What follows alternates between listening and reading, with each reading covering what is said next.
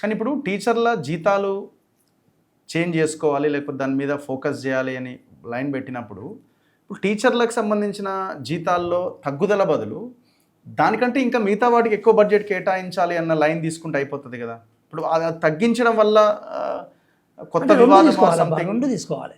నేను ఇక్కడ డిస్కస్ చేయను, కానీ దీంట్లో ఇంకా చాలా వేరే వేరే అంశాలు ఉన్నవి. నేను అది ఇంకా ఫర్దర్గా కాంప్లికేట్ చేయదలుచుకోలేదు, కాంట్రవర్సైల్ చేయదలుచుకోలేదు. కానీ బట్ దీంట్లో ఇది ఒక్కటే కాదు, ఇది మనీ పార్ట్ ఒకటే కాదు, చాలా విషయాలు ఉన్నాయి ఇందులో. ఐ థింక్ అది better not to discuss.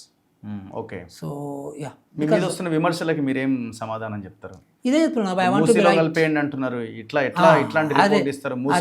Sanjay, ఆయన పేరు బండి సంజయ్, ముల్దారాల గురించి మాట్లాడే ఒక నిరక్షరాస్యునికి సంబంధించి ఏం కామెంట్ చేస్తాం అబ్బా ఆయనది అర్థమైంది.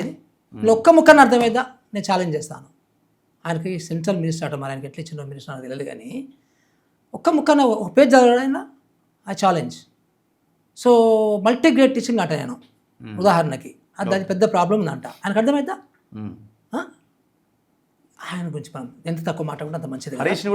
ఆయన పార్టీ వాళ్ళు సంజయ్ పార్టీ వాళ్ళే ఆయన పక్కన పెట్టేశారు అనుకుంటా, వదిలిపెట్టి ఆయన హరీష్ని కూడా కౌంటర్ చేసినారు మీరు. ఇప్పుడు హరీష్ కూడా అంతే. ఇప్పుడు మనము తెలివిగా ఉంటే, మీరు ఒక ఇంటెలెక్చువల్ అనుకుంటే, మీరు ఒక మెచ్యూర్డ్ పొలిటీషియన్ అనుకుంటే, లోపలికి వెళ్ళి దాని క్వాలిటీ ఎట్లా ఉంది, ఏ విషయాల మీద మనం మాట్లాడాము, ఏ విషయాల మీద ఎలాంటి రికమెండేషన్ చేశామో ఆ రికమెండేషన్ పట్టుకొని చెప్పాలి.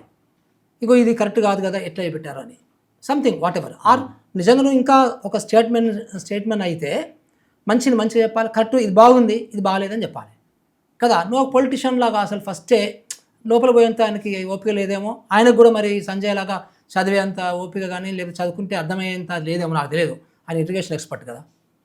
ఇప్పుడు అలాంటి చోట ఏం చేసినట్టే మా క్వాలిఫికేషన్ పడ్డాడు. నేను నిజంగానే ఎప్పుడు నేను క్వాలిఫికేషన్ చూడలేదు. తీరా నిన్న మా కూర్చొని మా అందరినీ పిహెచ్డీ లేరు అంటాడు. అరే మళ్ళీ ఇదేందబ్బా అని నేను నిజంగా చూసాను. 11 మంది ఉన్నారు కదా మొత్తం ఆ డ్రాఫ్టింగ్ కమిటీలోనే. నేను చూసారు కదా మీరు అందులో. సో నేను మొత్తం క్లియర్గా మళ్ళీ ఒకసారి చూసాను, అసలు ఏంటి ఏం చెప్తున్నాడు చూద్దామని చెప్పి చూస్తే మా డ్రాఫ్టింగ్ కమిటీలో అందరూ డాక్టరేట్లే, అంత పిహెచ్డీ అంత. ఒక అమ్మాయి అయితే she's doctorate in education. Okay. అంటే ఇతను ఏమి చూడకుండా చాలా క్యాజువల్గా ఆకునూరి మురళి ఐఏఎస్ అన్నట్టు ఇంజనీర్ అంటాడు. ఐఏఎస్ అంటేనే పాలసీ మేకింగ్ అబ్బా. ఓకే. సో పాలసీ మేకింగ్ ఉన్న ఏకైక సర్వీసెస్ ఐఏఎస్ఏ కదా. బట్ నన్ను పక్కన పెడదాం.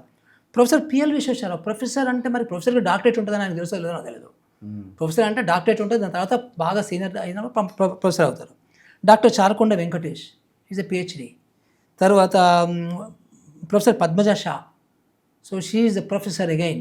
She had her masters in USA. So Michigan యూనివర్సిటీలో, ఫేమస్ యూనివర్సిటీలో మాస్టర్ చేసింది ఆమె. అండ్ ఆమెకి ఎడ్యుకేషనల్ దీంట్లో మన మీడియాలో కూడా చాలా ఎక్స్పీరియన్స్ ఉంది. మన టీశాట్లో చాలా సంవత్సరాలు పనిచేసింది ఎగ్జిక్యూటివ్ డైరెక్టర్గా. సో దెన్ కార్తిక్ సుబ్రహ్మణ్యం, ఇర్మా అని అదొకటి మన రూరల్ మేనేజ్మెంట్ అది ఉంటుంది అనమాట, అక్కడ కురియన్ గారు స్థాపించింది అహ్మదాబాద్లో. That's a very famous thing.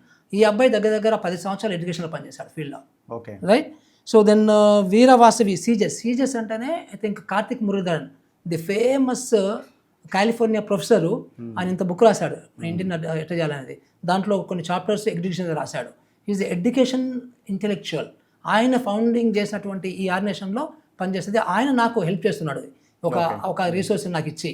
So ఈ అమ్మాయి కూడా పూర్తి ఎడ్యుకేషన్లో పనిచేస్తుంది. డాక్టర్ జినఫత్, she's a PhD. Doctor Venkatesh is a PhD. వీళ్ళంతా లెక్చరర్లు, వీళ్ళంతా డిగ్రీ కాలేజ్ లెక్చరర్లు. సో షేక్ జావేద్ అఫ్రోజ్, ఈ అబ్బాయి మన లండన్ స్కూల్ ఆఫ్ ఎకనామిక్స్లో చదువుకొని వచ్చిండు.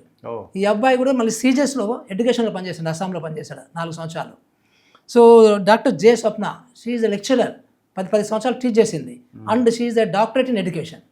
వీళ్ళు కాక దగ్గర నేను నాకు లెక్కేస్తే 22 మంది ప్రొఫెసర్స్, ఫేమస్ ప్రొఫెసర్స్, ఓకే, వీరందరూ కాంట్రిబ్యూట్ చేశారు. Professor Murali Manohar garu, so professor Vijay Kumar గారు, professor DN Reddy garu, so professor Shanta Sinha madam, so many people. So వీళ్ళందరూ ఈ మీరు చెప్పిన మనం అడుగుతున్న నేను ఫస్ట్ అడిగిన క్వశ్చన్ దీనికి అందరూ ఏకాభిప్రాయంతోనే ఉన్నారా?